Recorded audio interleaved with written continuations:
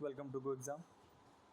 आज हम लोग आनंद आशुलिपि मासिक पत्रिका पार्ट थर्ड की प्रतिलेखन संख्या 25 को 100 की स्पीड में करने वाले हैं। डिक्टेशन 5 सेकंड बाद स्टार्ट होगा।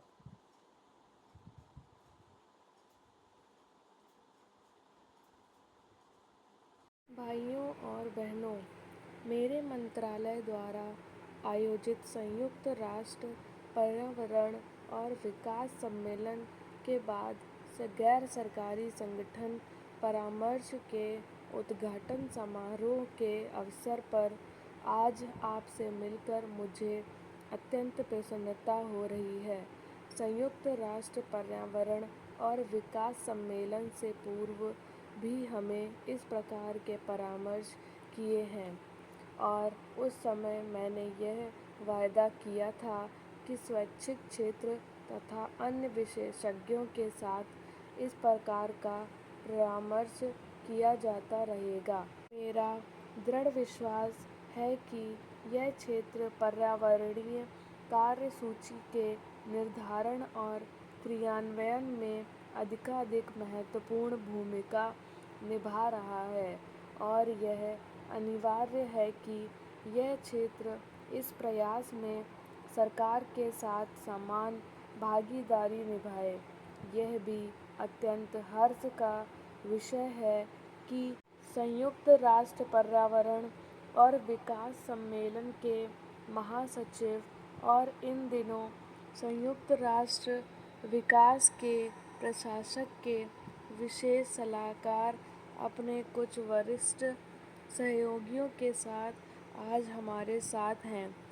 संयुक्त राष्ट्र पर्यावरण और विकास सम्मेलन की सफलता में उनके व्यक्तिगत योगदान की सभी को जानकारी है और मुझे उनके साथ नियमित रूप से निकट परामर्श करने का अवसर प्राप्त हुआ है। चेंज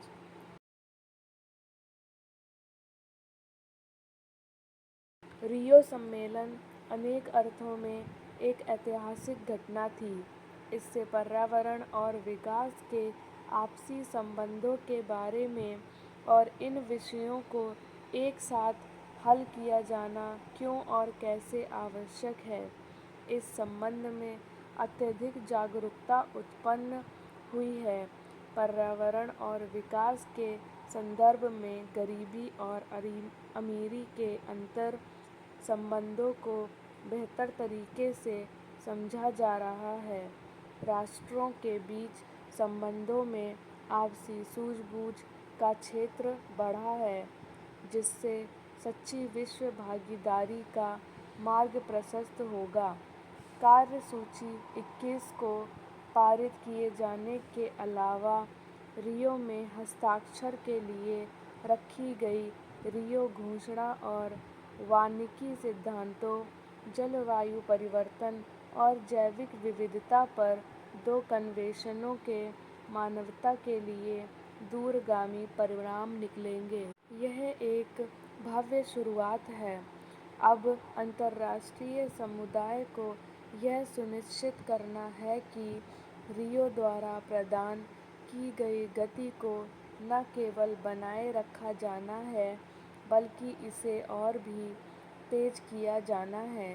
राष्ट्रीय संदर्भ में हमें यह देखने की आवश्यकता होगी कि चिरस्थायी विकास के लिए क्या नीतिगत परिवर्तन अथवा नव परिवर्तन लाने की आवश्यकता है। पहले मैं आपको अंतर्राष्ट्रीय संदर्भ में हुए विकास के बारे में बताऊंगा। आपको याद होगा कि रियो में लिए गए निर्णय के अनुसार पर्यावरण और विकास तथा विशेषकर कार्यसूची 21 के कार्यान्वयन की निगरानी और समीक्षा के लिए एक सतत विकास आयोग की स्थापना की जानी है।